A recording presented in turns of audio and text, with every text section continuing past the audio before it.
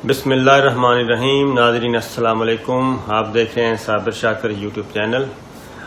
آج ہے 9 جنوری سال 2020 اور دن ہے جناب آج جمعرات کا۔ آج 2-3 خبریں ہیں۔ ایک تو ایران اور امریکہ کشیدگی،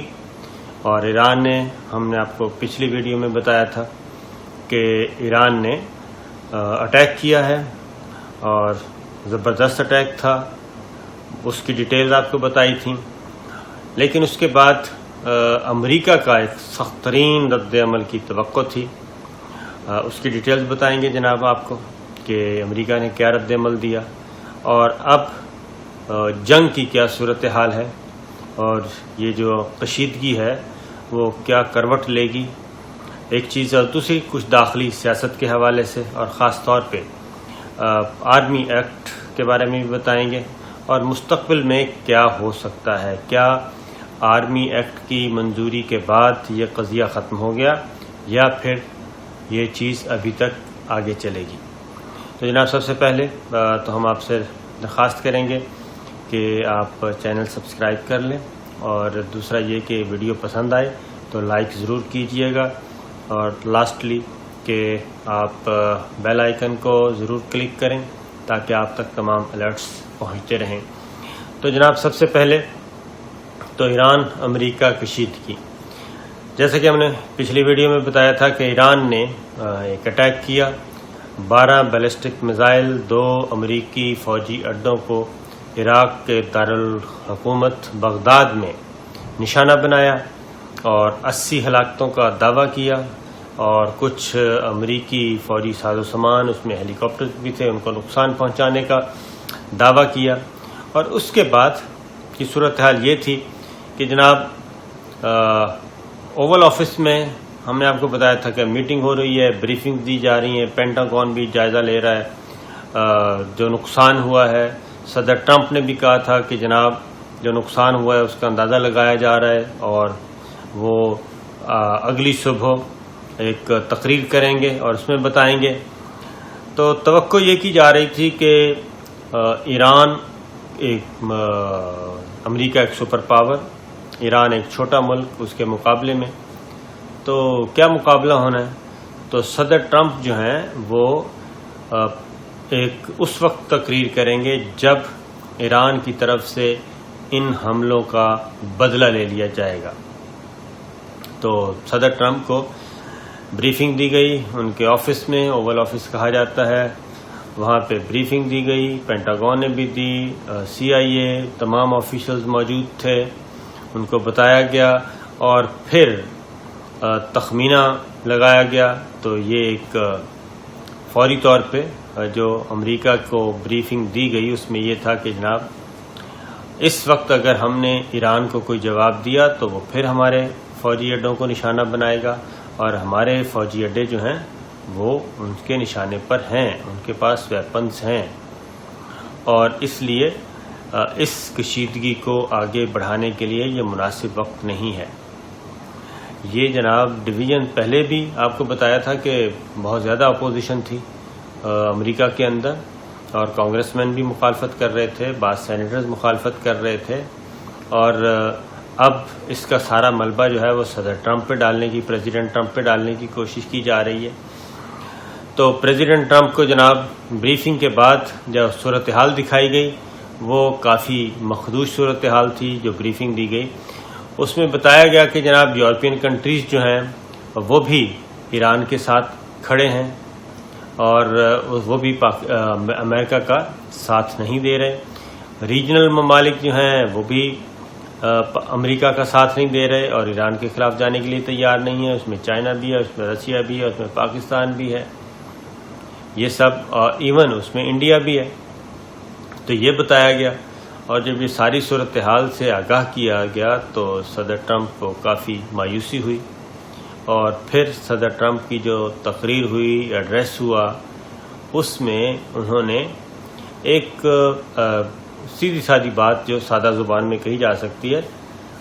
وہ اس کی ہوا نکل گئی، اور انہوں نے ایران پر نہ تو اس دوران جواب دیا گیا، ایران پہ کوئی اٹیک کیا گیا، ایران کے فوجی ٹھکانوں کو یا فوجی تنصیبات کو یا ادروائز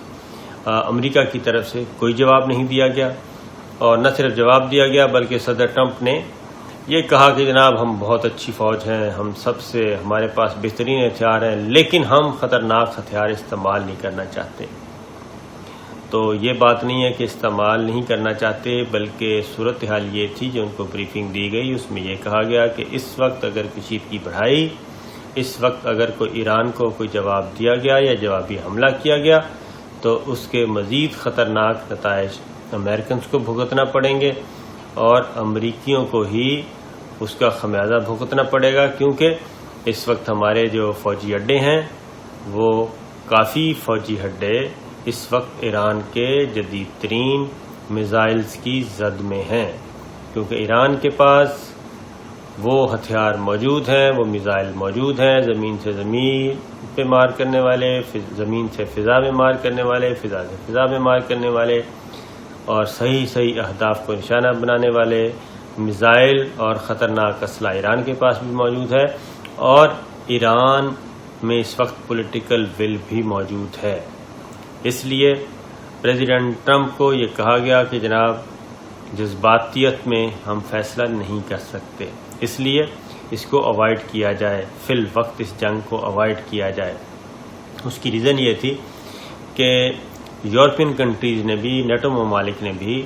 ہاتھ کھڑے کر دیے اور انہوں نے بھی اس جنگ کا حصہ بننے سے معذرت کر لی،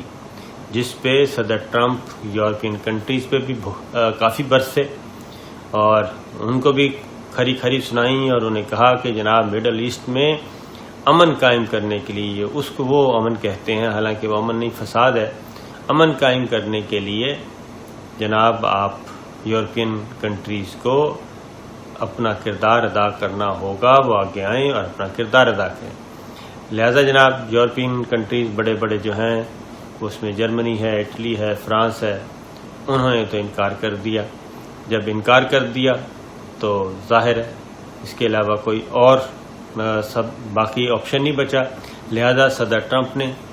تقریر کی، تقریر میں انہوں نے عملاً اپنی پسپائی کا، شکست نہ کہیں لیکن اپنی پسپائی کا اعلان کیا، پسپائی تسلیم کی، اور وہ جو ایگریشن نظر آ رہی تھی جنرل سلیمانی کی ہلاکت کے بعد، جنرل سلیمانی کو مارنے کے بعد، امریکن صدر ٹرمپ میں، پریزیڈنٹ ٹرمپ کے لب و لہجے میں پریزیڈنٹ ٹرمپ کے جو ٹویٹس آ رہے تھے، ان ساری غباروں سے ہوا نکل گئی اور ایران کا صرف 2 فوجی اڈوں کو نشانہ بنانا ہی امریکہ کے لیے درد سر بن گیا اور امریکہ خائف ہو گیا اور بیٹھ گیا ہے. لہذا یہ ہوتا ہے جناب بہترین حکمت عملی، اور ایرانی لیڈرشپ نے بلا شبہ انہوں نے ایک دلیرانہ اقدام کیا اور اس پہ خاموش نہیں بیٹھے رہے. انہوں نے جو اناؤنس کیا تھا، کیونکہ 13 ٹھکانے امریکہ کے جو 13 فوجی اڈے تھے اس پہ انہوں نے نشانہ رکھا ہوا تھا، لیکن ساتھ ساتھ صدر ٹرمپ نے یہ کہا جناب ہمارا ارلی وارننگ سسٹم بڑا کام آیا. تو جناب کام کیا آنا تھا؟ فوجی یہ تو تسلیم شدہ ہے، پوری دنیا نے تسلیم کیا کہ ایران کے فوجی ٹھکانوں، ایران نے امریکہ کے فوجی ٹھکانوں کو نشانہ بنایا، اس میں کیجولٹیز بھی ہوئیں، اس میں ڈیمیج بھی ہوا. ظاہر ہے اس طرح کے ڈیمیجز کو کیا کہنا چاہیے، اون بھی نہیں کیا جاتا اور بتایا بھی نہیں جاتا. وہ بہت ساری چیزیں رہتی ہیں، فولڈ ہی رہتی ہیں، ہڈن میں رہتی ہیں، یہ راز کسی زمانے میں فاش ہوتا ہے. تو یہ تھا جناب. اگر اب دوسری جانب وزیر اعظم عمران خان نے بھی، اور آرمی، ظاہر ہے army chief, military leadership, civil leadership بھی آن بورڈ تھی، انہوں نے بھی ساری سچویشن کو دیکھا. وزیر اعظم عمران خان نے وزیر خارجہ شاہ محمود قریشی کو ہدایت کی ہے جناب کہ وہ تمام متعلقہ اسلامک کنٹریز اور متعلقہ کنٹریز جو ہیں ان کے وزرائے خارجہ سے بات کریں. اس میں ایران بھی شامل ہے، اس میں امریکہ بھی شامل ہے، اس میں سعودی عرب بھی شامل ہے، UAE شامل ہے، قطر شامل ہے، کنسرن کنٹریز ترکی شامل ہے. وزرائے خارجہ سے شاہ محمود قریشی سے بات کریں اور army chief general Qamar Javed Bajwa جو ریلیونٹ کنٹریز ہیں اور ان کی فوجی قیادت کے ساتھ جنرل باجوہ بات کریں اور ان کو واضح طور پر پیغام دیا جائے کہ پاکستان پیس پروسیس امن قائم کرنے کے لیے خطے میں اپنا بھرپور کردار ادا کرے گا، ادا کرنے کے لیے تیار ہے، اپنا فرض ادا کرنے کے لیے تیار ہے، لیکن پاکستان کسی بیگانی جنگ کا حصہ نہیں بنے گا۔ یہ وزیر اعظم عمران خان نے ایک دبنگ اعلان کیا اور ظاہر ہے یہ پاکستان کا فیصلہ ہے اور سول ملٹری لیڈرشپ نے آپس میں اصلاح مشورے کے بعد کیا ہے، اور یہ پیغام اور دوست ممالک، اگلی بات یہ ہے کہ دوست ممالک کے ساتھ غیر رسمی طور پہ مشاورت کے بعد یہ فیصلہ کیا گیا ہے دوست ممالک کے ساتھ کہ جناب اس ریجن میں اب دوبارہ امریکہ کو اپنے مفادات کی جو کھیل ہے وہ نہیں کھیلنے دیں گے، لہذا کسی قسم کی کوئی جنگ اس ریجن میں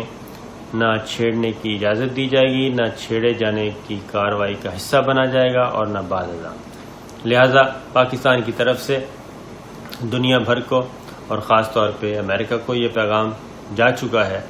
کہ جناب امن قائم کرنا ہے تو پاکستان کی خدمات حاضر، پاکستان کی سروسز حاصل، لیکن اگر کوئی جنگ کا ارادہ ہے، کوئی فساد کا ارادہ ہے تو پاکستان ایسی کسی جنگ کا حصہ نہیں بنے گا۔ واضح رہے کہ 9/11 کے بعد پاکستان جو افغانستان میں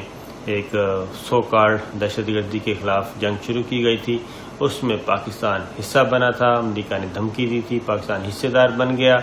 اور جس کا خمیازہ آج تک ہم بھگت رہے ہیں، اکانومی کو نقصان کی صورت میں بھی اور ادروائز بھی،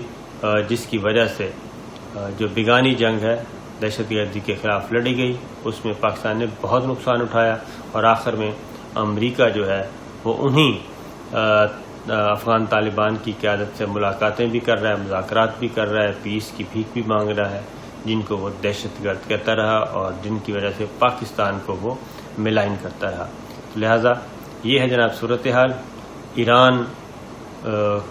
پلڑا بھاری جا رہا ہے اور امریکہ نے پسپائی اختیار کی ہے فی الوقت۔